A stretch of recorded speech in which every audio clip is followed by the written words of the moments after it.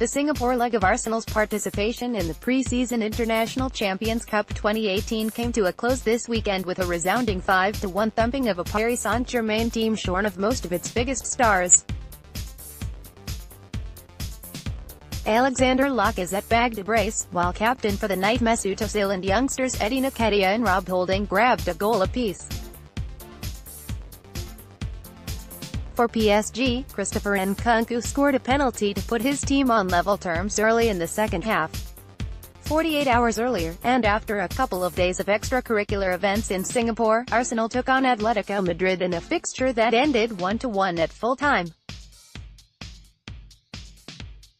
A lackluster penalty shootout by the Gunners, at least, saw the Spanish team triumph 3-1, 4-2 overall. Arsenal's performances were largely what you'd expect in a pre-season fixture: a bit of rustiness, the lack of a cutting edge in attack, some botched defensive maneuverings and sprinklings of genius.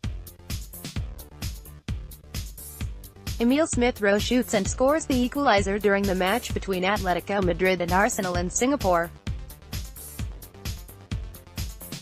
International Champions Cup 2018, Getty Images. The Arsenal squad is now back at London Colney, training for the final pre-season fixture, a Wednesday evening ICC 2018 fixture against Chelsea and Dublin, that may well feature some of the last returnees, for want of a better word, from World Cup-related leave, new recruits Stefan Lichtsteiner and Lucas Torreira, and Granit Xhaka.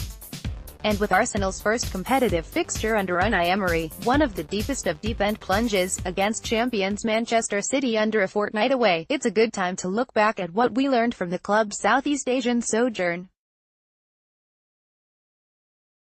Bear in mind, these observations are based on a very small sample size, 2 friendly matches, to be precise, but useful in postulating what the 2018-19 avatar of Arsenal will look like.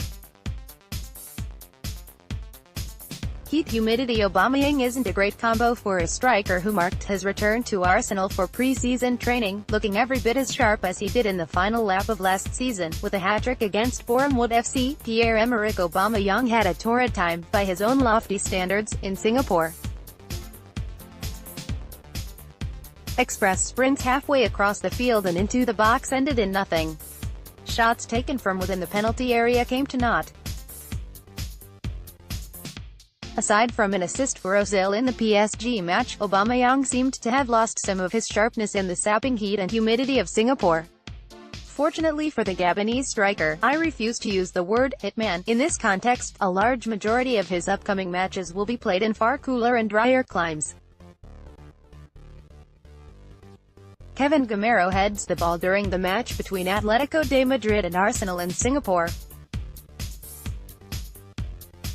International Champions Cup 2018, Getty Images. Impressive youth talents. A refrain of Alan Hansen's 1995 remark about how "you can't win anything with kids" is being heard over in the US, where Manchester United completed, by all accounts, a forgettable pre-season tour that saw very few first-team regulars, either due to being on World Cup-related leave or injury, making manager Jose Mourinho go on a bilious tirade.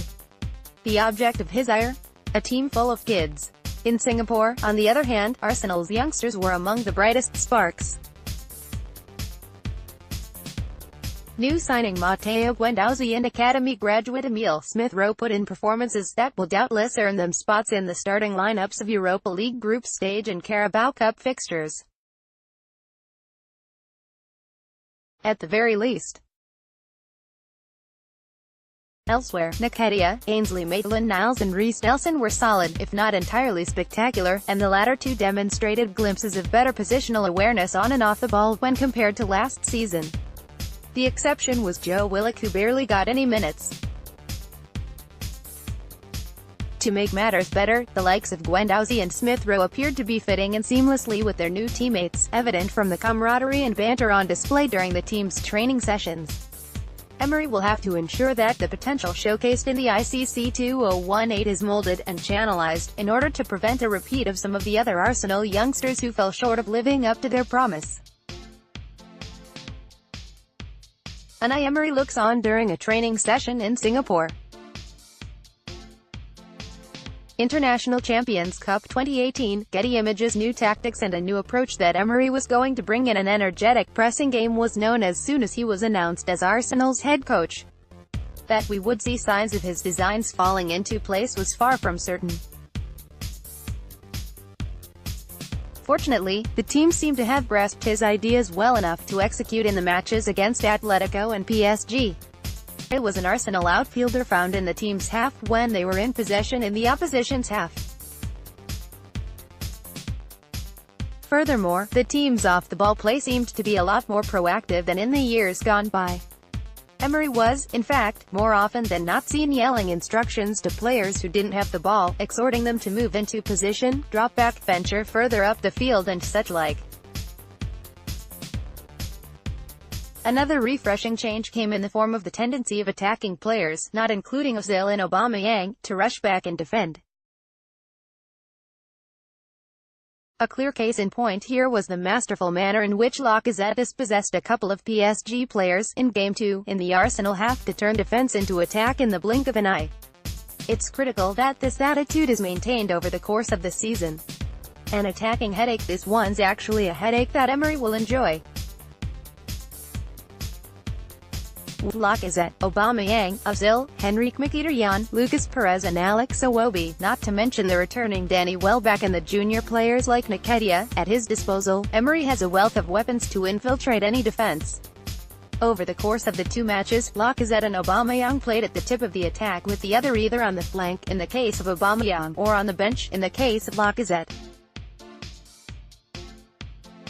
And while the former Borussia Dortmund player's effectiveness in Singapore, discussed earlier, was at odds with Lacazette's clinical finishing displays, both players thrived in the role and caused the opposition plenty of problems. The real challenge for Emery will be to see how to accommodate his attacking players alongside each other. The problem with playing Aubameyang on the wing is that it leaves the left back horribly exposed. Playing Mkhitaryan, Ozil, Lacazette and Aubameyang together is therefore not feasible. If Arsenal are to stay in contention for silverware this season, Emery will have to work out his best combo quickly. Socrates Papastathopoulos and Sead Kolasinac argue with the referee for awarding a penalty to PSG. International Champions Cup 2018, Getty Images. A defensive headache. This headache, unfortunately, isn't one of the good ones. Arsenal added Lichtsteiner and Socrates Papastathopoulos to the roster to give the defense a dose of experience and brought in Bernd Leno for some solidity in goal. Unfortunately, bear in mind that this is still early days. Things don't appear to be coming together as quickly in defense as they do in attack. In Singapore, Sead Kolasinac looked sluggish and Socrates was often caught flat-footed and indecisive, while Leno is a fair way from even appearing convincing between the sticks. Certainly, there weren't any glaring mistakes, but when the proper games begin, teams will obviously come at Arsenal much harder and capitalize on the small mistakes. This is an area that needs immediate attention. Ozil, the leader and embattled Ozil arrived in Singapore a few days after his incendiary statement in which he announced his desire not to pull on the German kit again. It was always going to be interesting to see which Ozil would turn up, a sulking reticent one, or a defiant one out to prove his detractors wrong. Arsenal fans had to wait till the second fixture to find out because the German playmaker sat out the Atletico fixture. Nevertheless, the crowd at the National Stadium let him know how they felt about him in no uncertain terms every time his visage popped up on the big screen. It was somewhat surprising to see Emery hand Ozil the captain's armband ahead of the second fixture. Note, Aaron Ramsey was skipper in the first game, not least because this is a player known to go missing during games. After all, it wasn't his fault that Germany failed miserably in their defense of the World Cup. He strode out determinedly and got his name on the scoresheet, in under 15 minutes after a fine run by Aubameyang.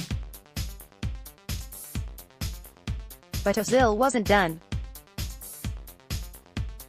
He was a live wire who popped up all over the pitch with an incisive pass here, a weighted pass there and a gently lobbed pass elsewhere. Emery may well have hit upon a winning formula here. How do you solve the problem of Ozil? Give him more responsibility. This is an experiment we'll be observing keenly. Mesut Ozil takes to the pitch ahead of the game against PSG.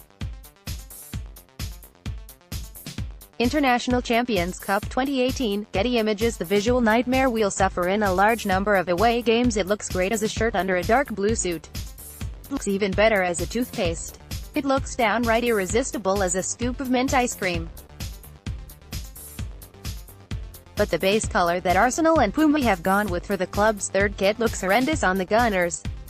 Sure, there are those who will say, oh, but Barcelona also used that color, but the more eagle-eyed of you will note that theirs was a different shade. Certainly, dark blue and fluorescent yellow, 2016-17, and the Brett Hitman Heart Classic combo of pink and black, 2017-18, were color combinations that came a little bit. You can get Arsene Wenger out of Arsenal, but you'll never get rid of Wengerisms from out of left field, but they worked. This washed-out shade of green looks pretty bad from afar and much worse from up close. Arsenal play Chelsea in the International Champions Cup 2018 at 12:35 a.m. IST before beginning their Premier League campaign against Manchester City on the 12th of August. Updated date, August 1, 2018, 4:14 p.m.